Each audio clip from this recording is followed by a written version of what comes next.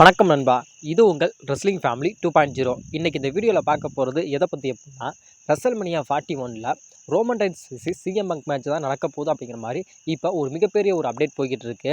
அது இல்லாமல் WrestleMania 41ல் Roman rhymes விசிஸ் solo match நடக்காது அப்படிங்கிற மாதிரி ஒரு அப்டேட் இருக்குது. அது இல்லாமல் இப்போ ஓஜி பிளட் முழுக்க அந்த ரா பிராண்டுக்கு போகுது. இதை பற்றி இன்றைக்கி வீடியோ நம்ம டீட்டெயிலாக பார்க்கலாம். ஏன்னா இதில் பல விஷயங்கள் ரொம்ப ஒரு இம்பார்ட்டண்டான ஒரு விஷயங்கள்லாம் நிறையா இருக்குது. இந்த வீடியோவில் நம்ம டிஸ்கஸ் பண்ணுவோம். வாங்க வீடியோக்குள்ளே போகலாம். இன்றைக்கான கொஷின் என்ன அப்படின்னு கேட்டால், அதாவது WrestleMania 41ல் Roman rhymes விசிஸ் CM Punk match நடக்கணுமா, இல்லை ரோமன் ரைன்ஸ் விசிஸ் சோலோ மேட்ச் நடக்கணுமா அப்படிங்கிற உங்களோட கருத்து என்ன அப்படிங்கிறத மறக்காமல் சொல்லுங்கள் நண்பா. வாங்க வீடியோக்குள்ளே போகலாம். அதாவது ஜனவரி 6ஆம் தேதி டெலிகாஸ்ட் ஆக போகிற அந்த ராவை நெட்ஃப்ளிக்ஸ் தான் டெலிகாஸ்ட் பண்ண போகிறாங்க.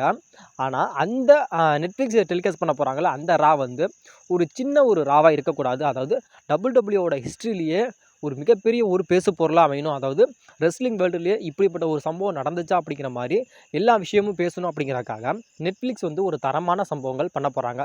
அது என்ன அப்படின்னு கேட்டால், அதாவது அந்த 6ஆம் தேதி நடக்க போகிற அந்த ராவை நெட்ஃப்ளிக்ஸ் டெலிகாஸ்ட் பண்ணுறாங்கல்ல, அந்த ராவோட ஒரு மெயின் ஈவெண்ட் மேட்சாக, அதாவது சிஎம் பங்க் வெர்சஸ் செத் ரோலின்ஸுக்கான அந்த ஒரு மேட்ச் நடக்க போகுது அப்படிங்கிற மாதிரி இப்போ அதிகாரப்பூர்வமான ஒரு விஷயம் பேசப்பட்டிருக்கு. அது இல்லாமல் டபிள்யூ இந்த மேட்சை கன்ஃபார்ம் பண்ணுறாங்க. ஏன்னா ரெசல்மனியாவுக்கு ஒருத்தான ஒரு மேட்ச்சு எது அப்படின்னு கேட்டால் CM Punk versus Seth Rollins match. அந்த மேட்சையே கொண்டுட்டு டபிள்யூ ரா நெட்ஃப்ளிக்ஸ் டெலிகாஸ்ட் பண்ண போகிறாங்களா, அந்த ஒரு ஷோவில் அந்த ஒரு ராவில் வைக்கிறாங்க அப்படின்னா அது எப்பேற்பட்ட ஒரு ஷோவாக பேசப்படும் அப்படிங்கிறத நீங்களே பார்த்துக்குங்க. ஏன்னா இதில் இப்போ செத் ரோலின்ஸுக்கும் சரி, நம்முடைய சிஎம் பங்குக்கும் சரி, இவங்களுக்கான ஒரு லாங் டைம் ஃபியூடை டபிள்யூ கொண்டுட்டு போகிறாங்க அப்படின்னா, இந்த ஃபியூடு ரா அந்த டெலிகாஸ்ட் பண்ணுறாங்கல்ல, அதில் இவங்களுக்கான ஒரு ஃபியூடை முடிச்சிருவாங்க. அதாவது லாங் டைம் ஃபியூ கொண்டு போகலாம் அப்படிங்கிறப்ப இதுலேயே இவங்களுக்கான ஒரு ஃபியூடுங்கிறத வச்சு முடிச்சிருவாங்க. ஆனால் லாங் டைம் ஃபியூடு கொண்டுட்டு போகிறாங்க அப்படின்னா இது அப்படியே தொடர்ச்சி ஆகும். ராவில் ஒரு க்ளீனான ஒரு ரிசல்ட்டு கிடைக்காது அப்படிங்கிறத இதுலேருந்து நீங்கள் தெரிஞ்சுக்கலாம். ஏன்னா லாங் டைம் ஃபியூட், அதாவது நம்முடைய சிஎம் பங்குக்கும் ட்ரூக்கு எப்படி நடந்துச்சு அது மாதிரி ஒரு லாங் டைம் ஃபியூடு போகும். அதாவது இப்போ ராவில் அந்த நெட்ஃப்ளிக்ஸ் டெலிகாஸ்ட் பண்ணுறாங்களா, அதில் நடக்குது அப்படின்னா அடுத்து ராயல் ரம்போ, அதுக்கப்புறம் எலிமினேஷன் ஜம்பரு, அதுக்கப்புறம் ரெசல்மனியா அப்படிங்கிற மாதிரி ஒரு லாங் டைம் ஃபியூடாக கூட டபிள்யூ கொண்டுட்டு போகிறதுக்கு வாய்ப்புகள் ரொம்ப அதிகமாகவே இருக்குது. ஒருவேளை வேணாம் இந்த ஸ்டோரியை லாங் டைம் ஃபியூடாலாம் கொண்டுட்டு போகாமா இங்கனே இந்த ஸ்டோரியை நம்ம ஸ்டாப் பண்ணிடலாம் அப்படின்னா, இந்த ராலே ஸ்டோரியை ஃபினிஷ் பண்ணிட்டாங்க அப்படின்னா, நம்மளுடைய சிஎம் பங்குக்கு ரெசல்மனியாவில் யார் தாண்டா ஆப்போனண்ட்டாக இருப்பாங்க அப்படின்னு கேட்டால், நம்மளோட காய் இருக்காரே, அதாவது பால் ஹெமனோட காயான நம்மளுடைய ரோமன் ரைன்ஸ் அவர் இருக்கிறதுக்கு வாய்ப்புகள் அப்படிங்கிறது 100% இருக்குது. ஏன்னா அந்த ஓஜி டெல்லைனில் நம்மளுடைய சிஎம் பங்க் 5வது நபராக இருந்ததுக்கு ஒரு மிகப்பெரிய ஒரு காரணம் யார், உங்களோட வாய்ஸ்மேனான பால் ஹேமன் தான் நம்மளுடைய சிஎம் பங்க் நீ ரோமன் ரைன்ஸ் கூட அந்த ஓஜி டெல்லைனில் இரு, 5வது நபராக இரு அப்படிங்கிற மாதிரி நம்மளுடைய பால் ஹேமன் தான் நம்மளுடைய சிஎம் பங்கை கொண்டுட்டு வந்தார். அதே மாதிரி நம்மளுடைய சிஎம் பங்க் வந்தார், ரோமன் ரைன்ஸோட இணைஞ்சார், அந்த ஓஜி டெல்லைனில் இருந்து அந்த மேட்ச்சில் வின்னும் பண்ணிட்டார்.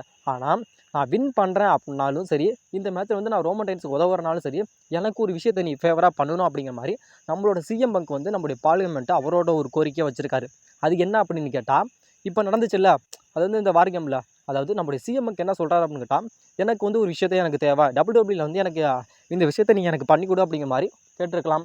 அது என்ன அப்படி கேட்டார் அப்படிங்கிறது இன்ன வரைக்கும் சொல்லலை. ஆனால் யாருக்கும் தெரியல. ஆனால் ஒரு வேளை இதை கூட நம்மளுடைய சிஎம் பங்க் கேட்டிருக்கலாம் அப்படிங்கிற மாதிரி சொல்லப்படுது. அதாவது டபிள்யூடபிள்யூவில் நம்மளுடைய சிஎம் பங்கோட ஒரு மிகப்பெரிய ஒரு கனவு எது அப்படின்னு கேட்டால், ரெசல்மனியா அப்படிங்கிற அந்த ஒரு பெரிய ஒரு பேப்பர். அது எல்லா பேப்பர் டபிள்யூடபிள்யூவில் இருக்க எல்லா பேப்பரையும் விட ரெசல்மனியா அப்படிங்கிறதா ஒரு பிக்கஸ்ட்டு ஒரு பேப்பரியோ. அந்த பேப்பரியில் நான் மெயின் ஈவெண்ட் பண்ணணும் அப்படிங்கிறது தான் சிஎம் பங்கோட ஒரு மிகப்பெரிய ஒரு ஆசையும்.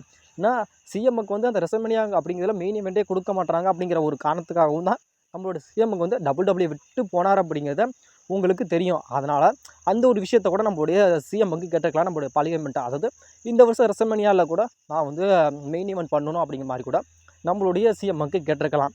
அதனால கூட நம்மளுடைய சிஎம் பங்க்கும் சரி நீ இந்த விஷயத்தை நீ எனக்கு பண்ணித்தர அப்படின்னா நான் உனக்கு இந்த விஷயத்தை நான் பண்ணித்தரேன் அப்படிங்கிற மாதிரி கூட நம்மளுடைய பால் ஹேமன் சொல்லியிருக்கலாம். அதனால நம்மளுடைய சிஎம் பங்கு கூட ஒத்துக்கிட்டு இருக்கலாம். சரி நண்பா, நீ சொல்கிறதெல்லாம் ஓகே தான். ஆமாம், அதாவது பால் ஹேமன் சொன்ன மாதிரியே சிஎம் பங்க் அதில் கொண்டுட்டு வந்தார். சிஎம் பங்க் சொல்கிற மாதிரி நம்மளுடைய பால் ஹேமனும் செய்ய போகிறாரு அப்படின்னா, இப்போ நம்மளுடைய சிஎம் பங்குக்கும் ஒரு ஆப்போனண்ட் ரெடியாக வச்சிருக்காங்க டபிள்யூடபிள்யூ. அதே மாதிரி நம்மளுடைய ரோமன் ரைன்ஸுக்கும் ஒரு ஆப்போனண்ட் டபிள்யூடபிள்யூ ரெடியாக வச்சிருக்காங்களே. இப்போ இவங்களோட நிலைமை என்ன அப்படின்னு கேட்டால், அதுக்கும் வாய்ப்பு இருக்கு ராஜா. சொல்கிறேன் பொறுமையாக கேளு.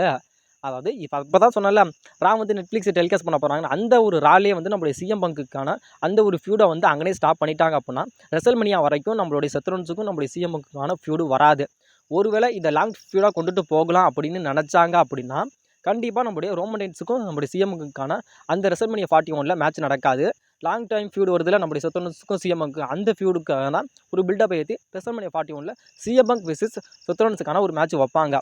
அப்போ நம்முடைய ரோமன் ரெயின்ஸுக்கு இருக்குது, அதான் ஆல்ரெடி புக் பண்ணி வச்சுருக்காங்களா நம்முடைய WWE சோலோ சிக்காவா விசஸ் ரோமன் ரெயின்ஸுக்கான அந்த ஒரு சிங்கிள்ஸ் மேட்ச், அந்த மேட்சை கூட நம்மளுடைய WWE வைக்கலாம்.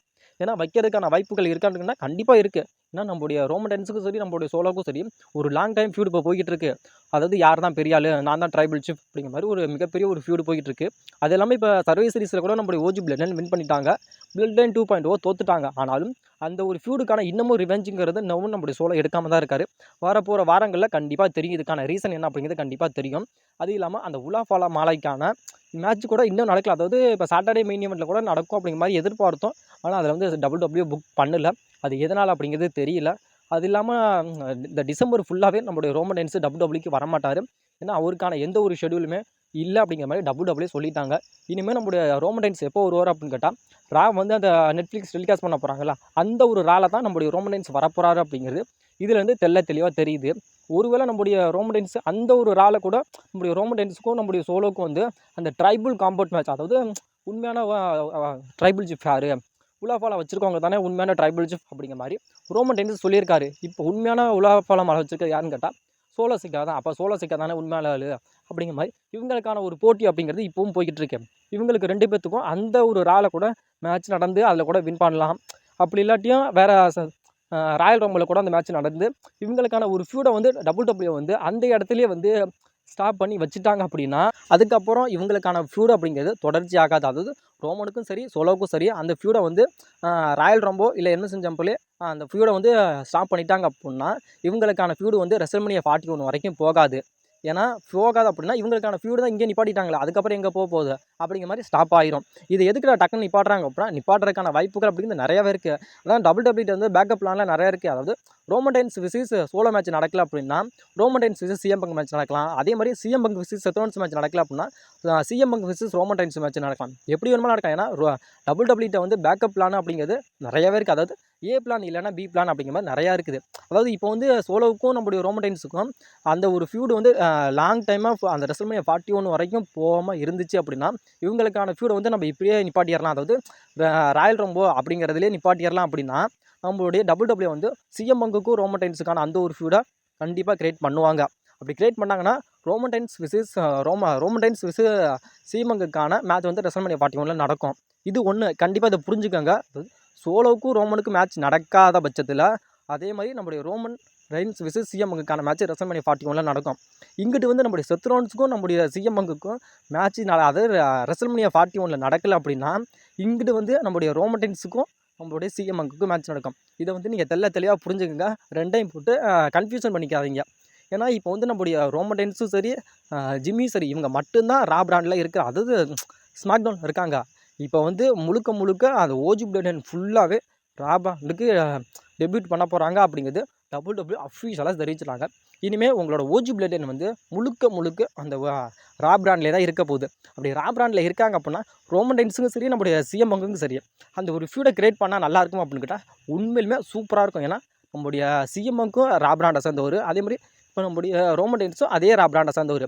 இவங்களுக்கான ஒரு ஃபியூடை கிரியேட் பண்ணால் எப்படி இருக்கும் அப்படின்னா உண்மையிலுமே அல்டிமேட்டாக இருக்கும். அதனால் சிஎம் பங்க் விசஸ் ரோமன் ரெயின்ஸுக்கான மேட்ச் வந்து ரெசல்மனியா 41 நடந்தால் நல்லா இருக்குமா, இல்லை CM Punk versus Seth Rollins match நடந்தால் நல்லா இருக்குமா, இல்லை Roman Reigns versus solo match நடந்தால் நல்லா இருக்குமா, இந்த 3 மேட்ச்சில் ரெசல்மனியா 41 எந்த மேட்ச் நடந்தால் நல்லா இருக்கும் அப்படிங்கிற உங்களோட கருத்து என்ன அப்படிங்கிறத மறக்காமல் கமெண்ட் பண்ணுங்கள்.